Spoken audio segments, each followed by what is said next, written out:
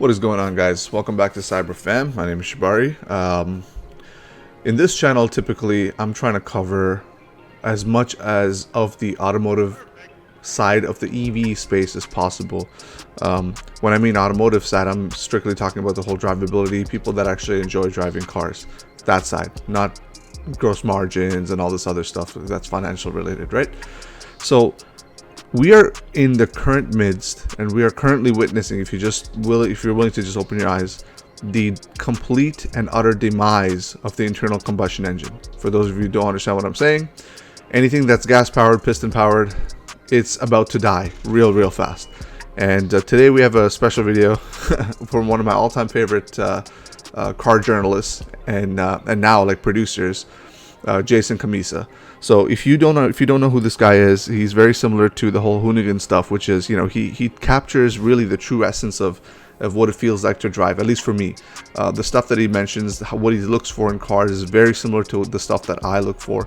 Of course, he's more privileged in a sense that, like, he gets a hold of a lot more of these cars, which I'd love to do. But this is his video. He compares a Cadillac Blackwing, which is a very big icon from way back. It goes back way, really far back into American history, and has a lot to bring to the table in terms of an icon status, compared to another icon, which is the M5, and now which is a competition series. And lo and behold, the the icing, really, right? And this is not featured as much in the video, and I'm gonna try to capture this as much as possible. But the third car is the Tesla Model S Plaid, the boogeyman of the internal combustion engine, the guy walking around with the sledgehammer. This car is Jason, okay, and everybody else is just running and hiding in a house, waiting to escape, not knowing that there's no escape coming. So let's get into the video. Just real quick, I'm going to post the actual link to the video in the description below. I really do suggest you watch it. This is one of my favorite production, like Jason Cammisa and Hagerty. They make some of the coolest car content that you could find on YouTube. So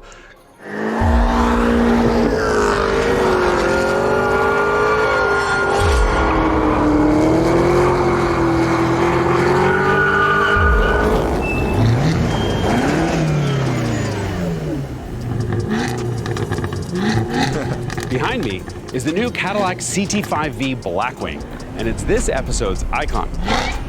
Ready for this? Go! And before we talk about why the Blackwing is already an icon, we need to discuss why that is the last gas-powered Blackwing. And we're done. Oh my God. So it's over, at least by the numbers. But the Tesla is missing something that the Cadillac has in droves, sitting all the way back there.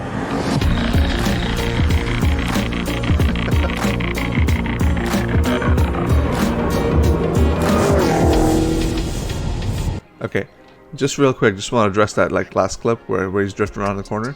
If you guys have not got a chance to go to some kind of racetrack, you don't need a special car, really. I went and took my 1997 Honda Accord around that thing, and it was totally stock. It doesn't matter. You don't have to be drifting around corners. Just, if you ever get a chance, take your car, any car it is, even if you have to drive slower, go and just drive it on a track. It's just so much fun. It's really just so much fun.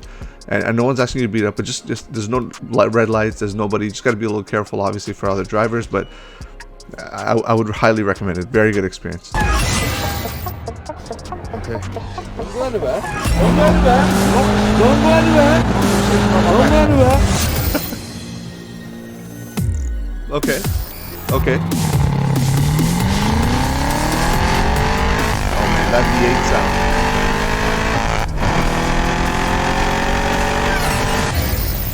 Oh God, man, this used to be fast in some standard. Some time ago.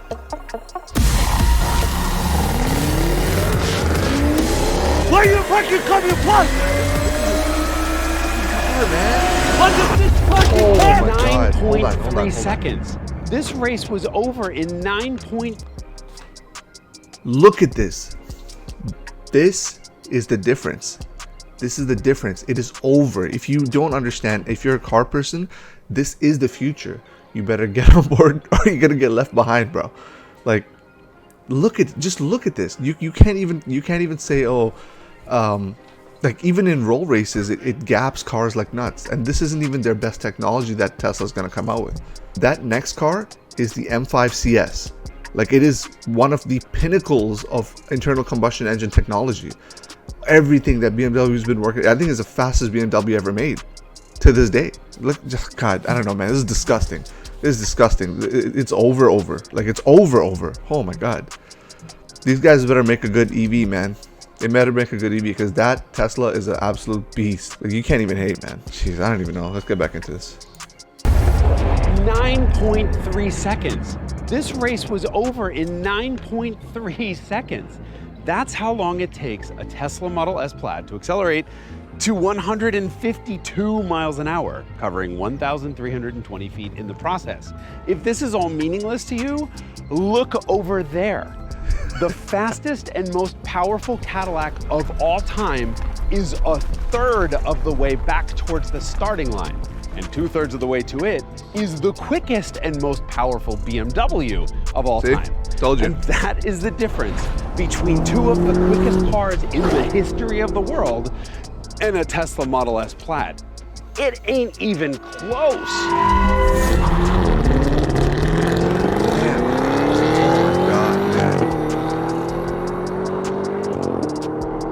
Oh my goodness. Stop. And by the way, the slowest Tesla Model S you can buy right now is about as fast as a BMW M5. That CS is a 627 horsepower, twin turbocharged V8 all-wheel drive monster with the best automatic transmission in the business, and with no talent required of its driver. That, may I say, beautiful sedan will bang off a 0 to 60 quicker than an Enzo, a McLaren F1, or anything produced before the Bugatti Veyron. Hey, Randy. Despite the BMW's ridiculous speed, you could fit 6 school buses in between it and the Tesla when the Tesla crosses the line. Oh my God. And that brings us to the Cadillac. It has even more power, 668 horsepower, all of which has to get to.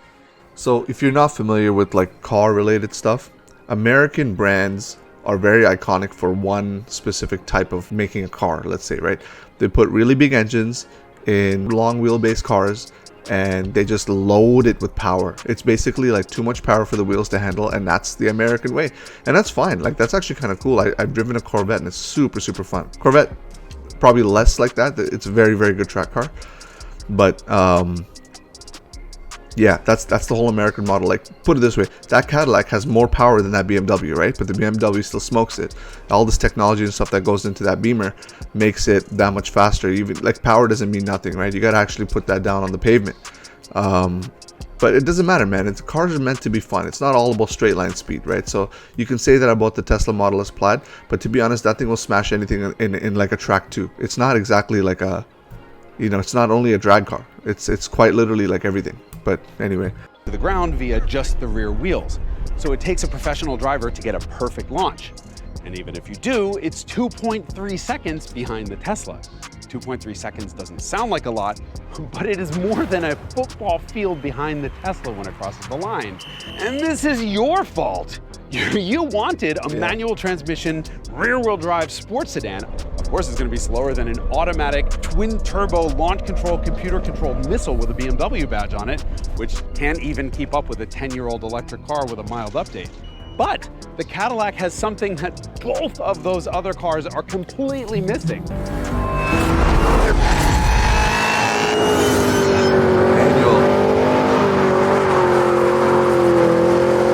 Personality!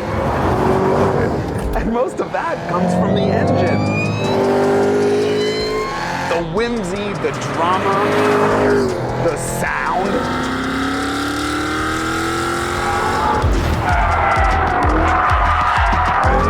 While the rest of the world is arguing over CO2 emissions, this is one big, fat, dirty festival of excess, American style, and I am living for it.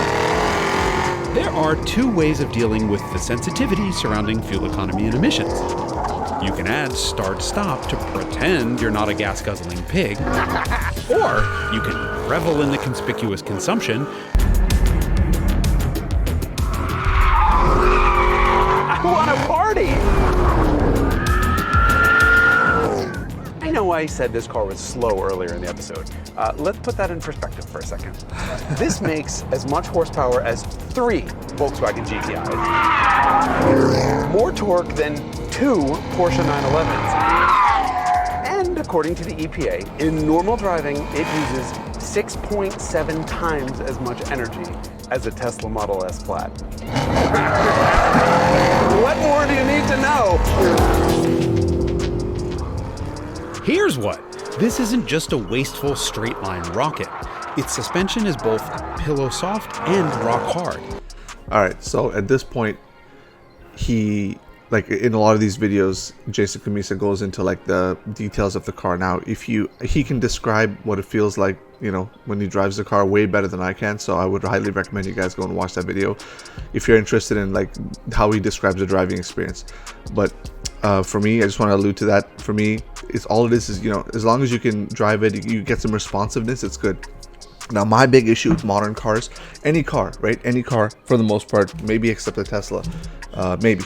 But a lot of these cars, and it's funny because they did this to themselves. Like I keep saying, it's over for these cars, right? They did it to themselves. Like you took out things like manual transmission driving experience and you put in things like numbers and analytics and like, you know, 0 to 60 times and stuff, right? Of course you're going to lose to electric. Of course. Like that Cadillac is a testament, and Jason Cammisa talks about this, but it's a testament to like what some people actually classify as a good driving experience, which is why it's so expensive now. Like in the 80s and 90s, like a car with a big power engine with a manual transmission was not that expensive. It was standard, depending on the brand. So I would say that, like, you know, you guys gotta understand something, right? Everyone's always gonna, like my friends and stuff, there's one guy I know, he drives a Porsche, and it's always a pain in the ass, because with this guy, it's like, he's always like, oh man, my 0 to 60 time, my track time, blah, blah, blah. Dude, like, you don't understand, like the stuff you're talking about, you're the reason why cars have gotten this way, right? Excuse me. If you want to go and you want to go paddle shifting and you want to do like all sorts of stuff and you want to shave time off of laps and stuff like that, right? Internal combustion is not the best way to do it. You got to go electric. That thing, there's no shifting, there's no, it's just throttle and go, and you're basically waiting for software to do a lot of the stuff for you. And Tesla has the best software. They have the best software. Okay, like sidebar, I did interview for another legacy automaker for this kind of stuff, for the electric program. Maybe I'll get into a video on that later. But anyway, like, yeah, you guys are the reason why, you know, these cars suck, man. To be honest, everything is so static. Everything is so like robotic, you know. Of course, if you're trying to make your car robotic, you're gonna lose to a Tesla every day of the week, because that thing doesn't need shifting. Like, what happened to, you know, like banging gears in a manual transmission, learning how to drive that thing, you know, being a little careful at certain turns in the winter or whatever it is if you live in that kind of environment? It's all out the window, right? So in a way, this fastest Cadillac and the fastest BMW are being eclipsed by the new technology that is just going to completely wipe the floor with everything that these guys have to provide. Like, take that in. That's the fastest BMW. BMW is supposed to make the ultimate driving machine. I have a BMW. I love that brand. You know, you just got to wake up and smell the coffee, man. It's just what it is. You guys need to watch the video for the Blackwing stuff. I don't want to go into it, really. I want to show you something special in this video. And this is why I love this guy, okay? This shows and gives you an example as to why modern cars are getting smashed by things like Tesla, and why people are having a tough time, you know, with brand loyalty and stuff like that. This exact reason. It's made cars less boring. But let me shut up and let Jason Cammisa do the explaining, okay? Watch this. That is a mistake BMW definitely didn't make with the M5. Ultimate driving machine? Yup. The CS is the best driving, most beautiful, best sounding Porsche Panamera ever made. It is a near faultless driver's car. As an engineering exercise, the M5 is almost incomprehensibly capable and predictable. If I told you I was driving a car with 4 bucket seats, an all-wheel drive system that loved to be sideways, and could keep up with a Bugatti Veyron to 60 miles an hour, you would expect that I would have a big smile on my face. Then I don't. About a decade ago, we started blasting BMW for prioritizing numbers and speed over the experience. We told them that was a dangerous game. And guess what? They just lost that game to an electric car. This is nowhere near as quick as a Tesla in a straight line. And then, so what we're left with is the experience. And it's not even in the same league as that Blackwing.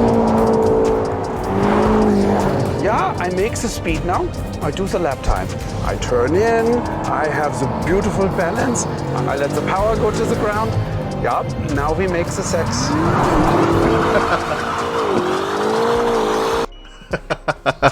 Oh man, I love that guy. He's so funny.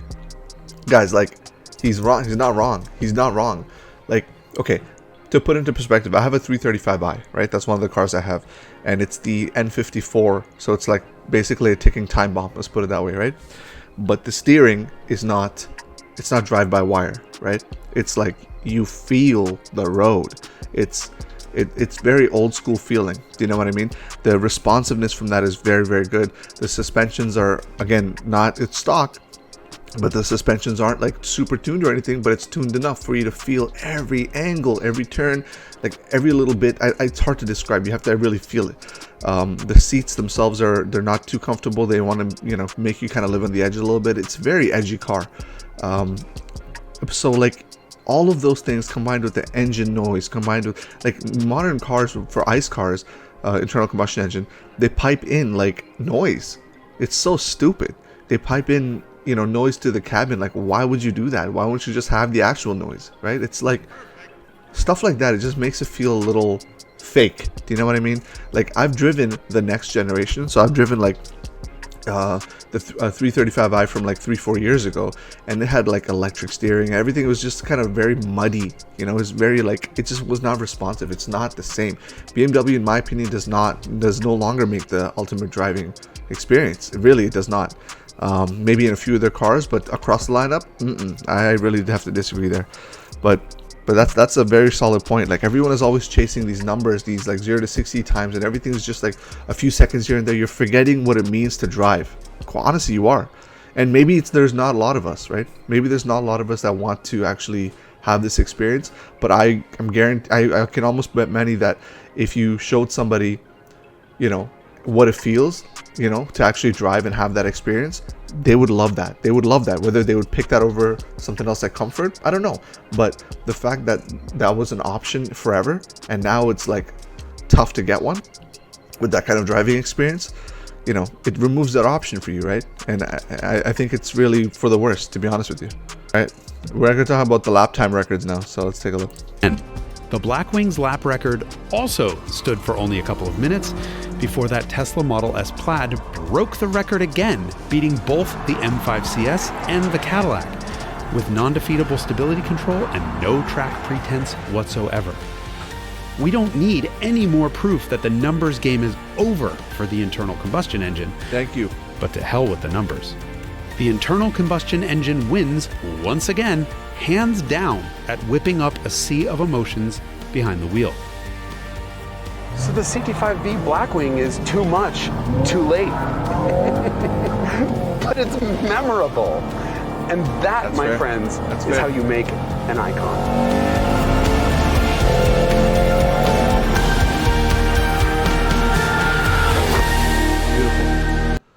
What a beautiful video, man. I love this guy's videos. I don't know. Did I say that enough? I think I said that enough, right? Jeez. Here's the thing. I'll end it on this point, right? A lot of these Tesla YouTubers and Tesla channels and stuff, they have this really stupid, disgusting habit of being like, oh, everyone's gonna buy a Tesla, bro. It's gonna be so obvious. I do agree with them. It's gonna be very obvious to have one because it's gonna be that much better. It's gonna be that much better. Like Jason mentioned it himself. A Tesla Model, the slowest Tesla Model S, okay?